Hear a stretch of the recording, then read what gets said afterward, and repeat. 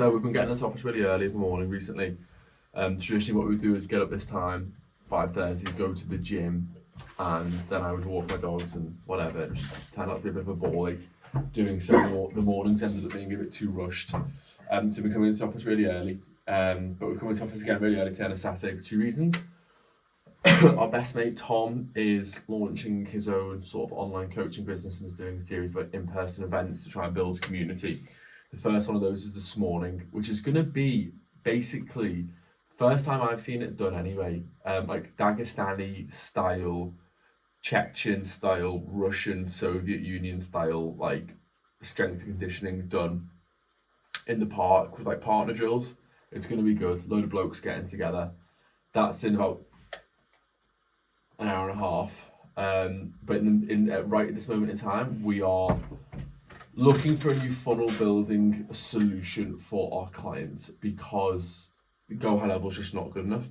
So we're using and experimenting with a funnel builder called Perspective, and it's just going to allow us to build funnels a lot quicker for clients, which really, honestly, with me and Kenny, I don't think I've ever been so excited about implementing something into our fulfillment with the idea that it could potentially A, double the amount of clients we could potentially take on, and B, really, really help us scale.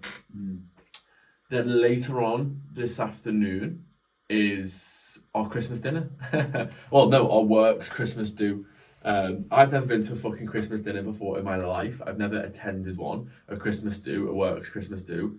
I've never been working at one establishment for long enough to fucking ever be invited.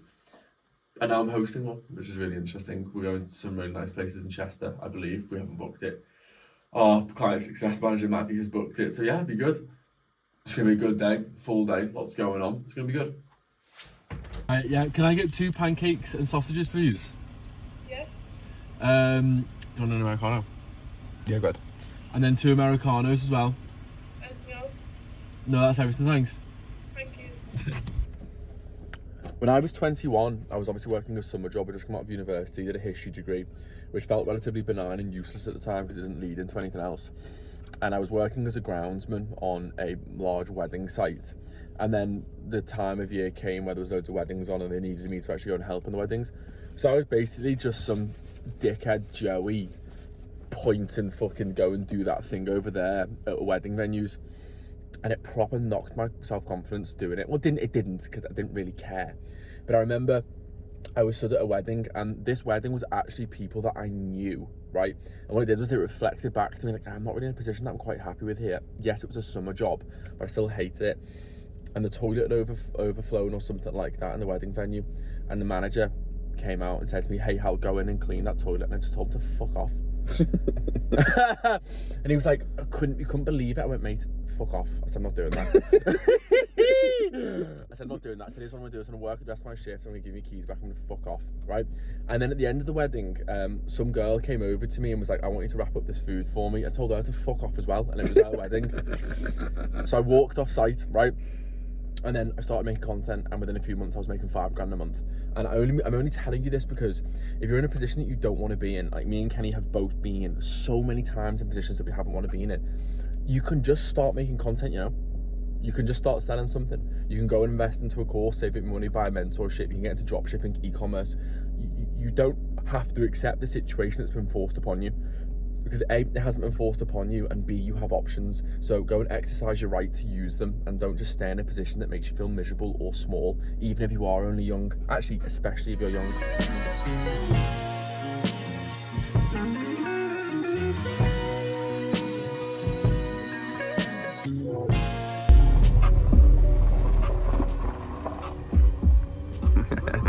So we've done quite a lot of charitable work this year. We've sponsored a child in Africa, which is nice, with a previous client of ours.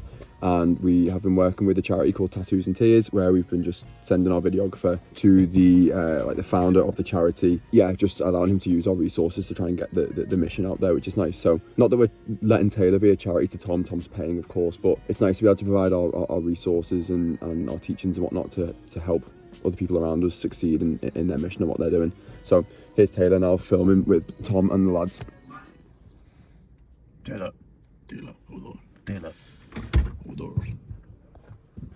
Don't know if you've ever seen Landman. I've been watching Landman recently. It's a fucking hilarious series on Paramount, and it's a perfect depiction of how men go through a struggle. He's having a shit day, he's fucking driving hundreds of miles, he's knackered, he's suffering with substance abuse, he's recovering, and yeah, when his missus calls, he's got a smile on and he just gets on with it. And that's what loads of lads here up and down the country are dealing with, right? And it's important, if you fucking look over here, to get around each other as men and support each other up. And I'm fast at running, but I'm gonna fucking stay at the back and support the man at the back. And you know, that goes through life as well. People who are further behind from you in different disciplines, maybe it's like where they are personally or professionally or whatever, and you stick with them and you pull each other up. That's the fucking important thing, and that's what Tom's doing here today, and it's fucking class.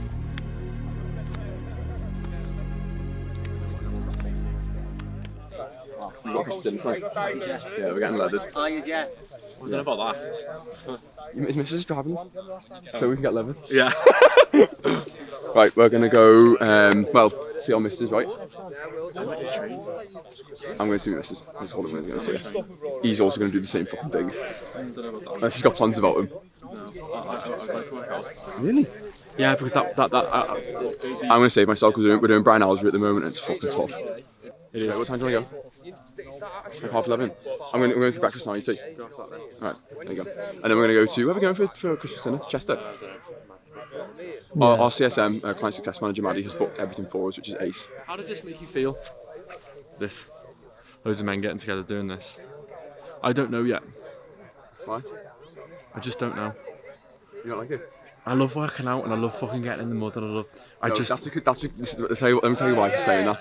Because his mum and dad own a nursery chain, and he, instead of playing with all the other kids, was put upstairs in the kitchen with the staff since he was fucking like this big. So he's got issues. All right, so we're overcoming them like a team of three. No, I was allowed to do that stuff. So what you say? This has got an elitist problem. No, I love getting in the mud. I love all that. I just when the vulnerability needs to start coming up, I struggle with it. I just don't think it's congruent for the phase of life I'm in at the moment. I could be totally fucking wrong. I could be. I don't know. I only know what I know. But I do. I enjoy the aggressive hustle. I do. I think it's whatever you find meaning in. I think alignment with the North Star, that you're truly congruent and in alignment. Well, ultimately, I can sit here and say this to you, and someone who's a beautiful speaker and an amazing fucking bloke like Tim can give his philosophy on life. But everyone has their own individual core values, and until you live your life in alignment with the core values, you'll always feel weird. So something I would really recommend you doing is digging into what your core values are. This moment in time, the actions that I need to take to align with my core values is not to surrender. We did our core values as a company. So, can you remember what they were? Progress, professionalism, yeah, and we'll find out. We'll let you know. And courage, yeah, ambition. It was along those lines. We'll find out for you, but the point of that is we did it with a woman called Mihaela. She's fucking amazing. She coaches CEOs, like 8-figure CEOs, and you have your 3 core values and your 9 attributes, so 3 attributes of each core value. And the point of it is that you go with your team, you get aligned on it, and then you're all working towards the same North Star. And it was a really fucking good thing to do, and I think that's what Hal's trying to say, basically, is his version of his core values is driving him to be a certain way, and other people's are different. Anyway, Christmas dinner time. Cheers, bro. Nice.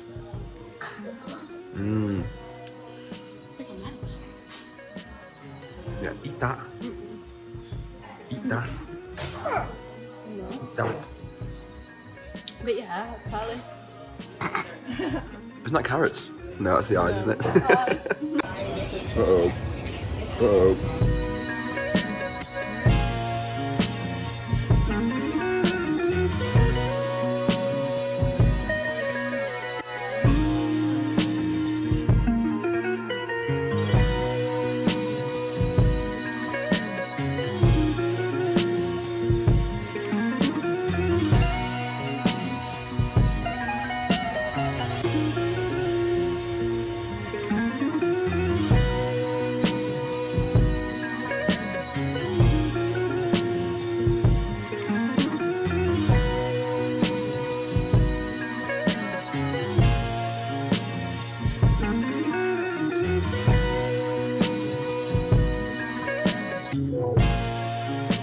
Competition badge. Love you in the way of the comp spec. Beat it.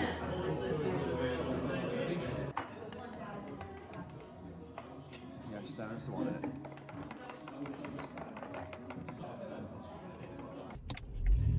You know, the thing is, Hal, when we moved to Dubai, doesn't want to get like a fast car like this. He wants to get like a fucking G-Tour or something, which is, they're cool, but I don't think they're that cool. Like, aren't you gonna miss like just that fucking sound? I'd really miss it. So I've got some convincing to do over the next couple of weeks. We're leaving on the, when are we leaving? Like 5th, 6th, 7th of Jan, something like that. Apartments all paid for and whatnot. Just gotta get over there now.